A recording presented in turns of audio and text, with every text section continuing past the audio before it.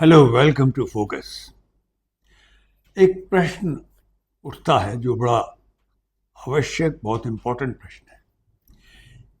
एक देश को कौन चलाता है? एक व्यक्ति या व्यक्तियों का एक समूह, जिसे सरकार कहा जा सकता है, गवर्नमेंट कहा जा सकता है, वो चलाता है? या फिर एक ढर्रा उसे चलाता है, एक सिस्टम उसे चलाता है जो कि पहले से स्थापित हो चुका है और काम चलता चला जाता है जब तक कि कोई बहुत बड़ा संकट या समस्या ना आ जाए या नया डेवलपमेंट ऐसा ना हो जाए जिसमें विशिष्ट व्यक्तियों की अटेंशन की ज़रूरत हो। आज भारत कुछ ऐसी स्थिति में है कि प्रश्न उठता है कि चला कौन रहा है भारत को। भारत बस चलता जा रहा है, एक ढर्रे के तहत, सिस्टम के तहत चलता चला जा रहा है। देयर इज ए गवर्नमेंट, पर जो गवर्नमेंट के मुखिया हैं वो तो जब देखो विदेश भागते रहते हैं। मेरा ताल्लुक अपने ही देश से है। मोदी जी अभी हाल ही में इसी महीने लंबी विदेश यात्रा के बाद लौटे हैं कई देशों की, और अब फिर से एक अचानक ब्रिटेन चले गए, वहाँ से मालदीव जाएंगे। समझा जाता है ये एक तरह का हॉलीडे का ट्रिप है। हॉलीडे? मोदी जी को कहाँ से ऐसे कोई पहाड़ फिजिकल मेहनत स्ट्रेनुअस करनी पड़ती है, और कि उन्हें एक बाकायदा हॉलीडे के रूप में जाना पड़े ब्रिटेन, और वहाँ भी वो बड़े जो वहाँ के मिनिस्टर्स वगैरह हैं, प्राइम मिनिस्टर वगैरह, सबसे मिले। तो ये बड़ी ढिलमुल सी चीज़ है जो बिल्कुल क्लियर नहीं है और क्लियर की भी नहीं जा रही है। बस ये लग रहा है कि कोई ना कोई भाग रहा है। और क्यों भाग रहा है? अगर मैं आपको दिल्ली ले चलूँ और वहाँ की हवाओं को आप भांपने का, नापने का प्रयत्न करें तो शायद आप घबरा जाएंगे। यहाँ एक बात सोचनी बड़ी ज़रूरी है कि एक देश और एक राष्ट्र में क्या फ़र्क होता है। एक देश एक फिजिकल एंटिटी है जिसको डिफाइन किया जा सकता है ज्योग्राफिकली और कई तरह से, कि भाई ये मुल्क है, यहाँ से यहाँ तक फैला हुआ है और ये इसकी राजधानी है, वगैरह वगैरह। ये वो एट्रीब्यूट्स हैं जो आइडेंटिफाइबल हैं। लेकिन राष्ट्र एक थ्रॉबिंग फीलिंग है, भावना है, जिसके लिए हर वक्त बहुत ही जिंदा दिली, जागृति आवश्यक है। उस राष्ट्र की खुसूसियत को, उसकी वैल्यूज़ को चमकाते रहने के लिए, शाइन करते रहने के लिए और आगे ले जाने के लिए। आज हमारा भारत एक अजीब से सस्पेंस में है, एक थ्रिलर जैसा सस्पेंस है। और जब मैंने कहा कि आपको अगर दिल्ली ले चलूं तो वहाँ की हवा बहुत भारी है इस वक्त। बारिश का मौसम है पर आपको वहाँ गर्मी लगेगी, काफ़ी भारी वातावरण लगेगा। क्यों? क्योंकि जब से हमारे वाइस प्रेसिडेंट साहब ने त्यागपत्र दिया है मंडे को, या फिर कहें कि उनसे त्यागपत्र लिया गया है इनडायरेक्टली, तब से अटकलों का बाजार गर्म है।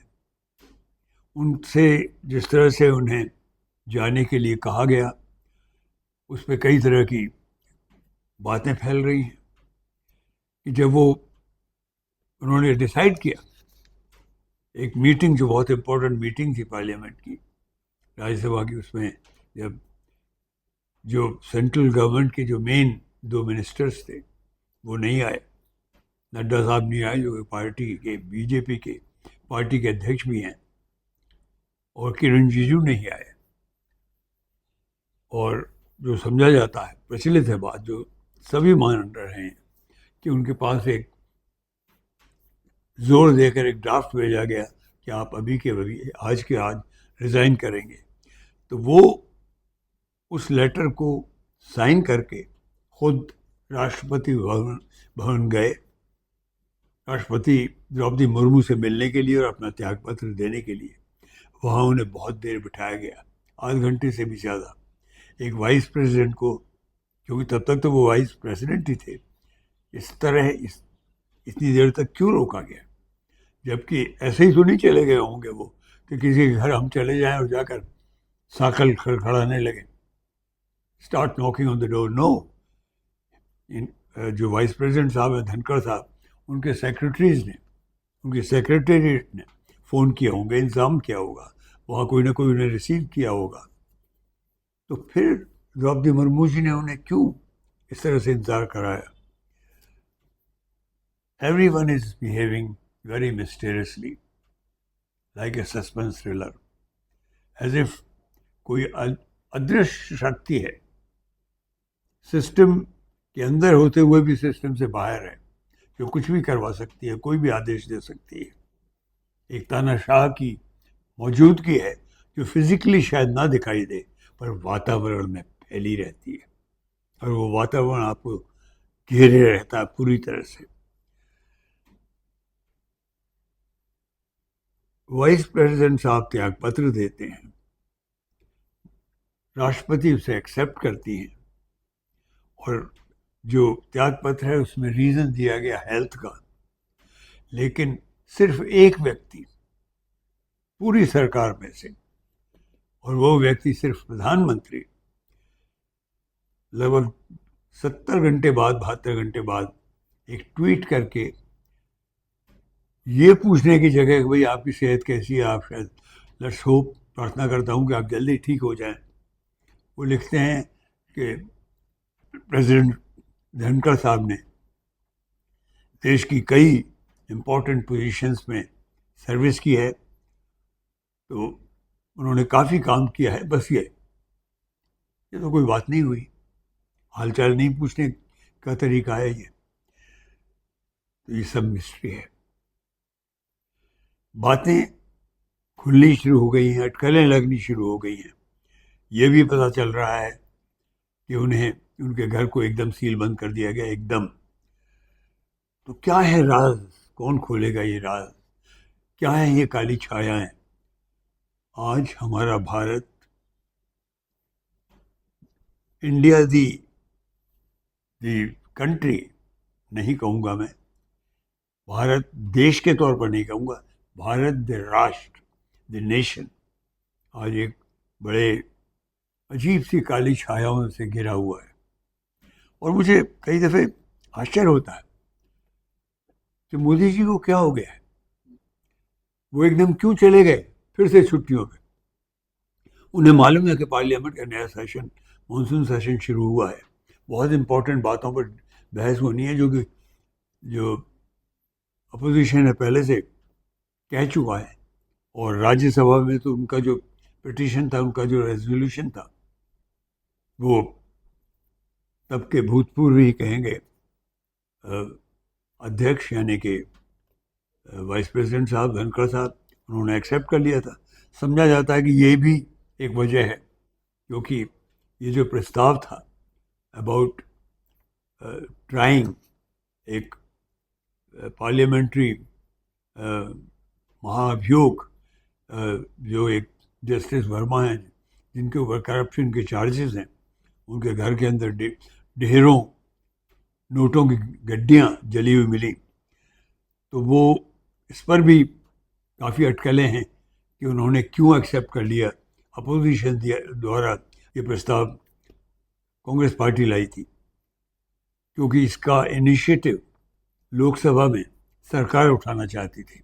खैर, वो एक वजह हो सकती है, अटकलें हैं, लेकिन सबसे इम्पोर्टेंट चीज़ ये है कि अगर राष्ट्र एक एंटिटी है, जागृत एंटिटी है, जिसमें लोग सांस लेते हैं, भावनाएं रखते हैं, तो उसका जो मुखिया है, उसका जो मार्गदर्शक है, वो तो प्रधानमंत्री होता है, क्योंकि सरकार का मुखिया है। वो भाषण देकर लोगों को उद्वेलित करता है, भावनाएं भरता है उनके अंदर। वो क्यों भागा फिर रहा है, कभी यहाँ कभी वहाँ? I think Modi ji is the most unfortunate person today rather than a fortunate person। कहने के लिए कहा जा सकता है कि मुफ्त की छुट्टियां हैं तो क्यों ना उठाएं, टैक्स पेयर का पैसा है। शायद वो कुछ दिन बाद रहें नहीं रहें, क्योंकि बहुत सी टेंशन हैं। आरएसएस के साथ टेंशन है, 75 वर्ष की आयु पीरियड पर कंपल्सरीली रिटायर होने की टेंशन है। तो वो अपनी, अगर वो प्रॉब्लम्स हैं और ज़ाती प्रॉब्लम्स हैं तो उनको देश के ऊपर, बल्कि राष्ट्र के ऊपर हावी कैसे कर सकते हैं? उनको सॉल्व क्यों नहीं करते? ये कैसे प्रधानमंत्री है? क्या लक्षण है ये? I think he is a very unfortunate man. He will be remember as a man in disgrace, despite the fact he might win elections, because लोग जो एक थ्रोविंग एंटिटी में हैं राष्ट्र के तौर पर, वो मोदी जी के प्रति विश्वास खोते जा रहे हैं। एक सिस्टम है जो चला रहा है हमारे भारत को, जो कभी भी चरमरा कर गिर सकता है।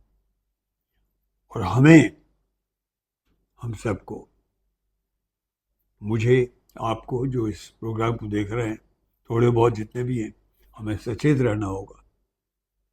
हमें अपनी माचिस की तीली, जिससे हम लाइट आंच पैदा करते हैं, वो लाइट हमें इग्नाइट रखनी पड़ेगी। यही पर्पस है, यही उद्देश्य है फोकस का। अंदर की आंखों को जगाना, लाइट पैदा करना, अंधेरे को दूर करना, प्रकाश में स्थिति को, असली स्थिति को देखना, समझना। आज फोकस में इतना ही। एक आग्रह है, प्लीज़ हमारे चैनल को सब्सक्राइब करें, कमेंट्स दें अपने, और शेयर करें हमारे वीडियोस को। Thank you so much.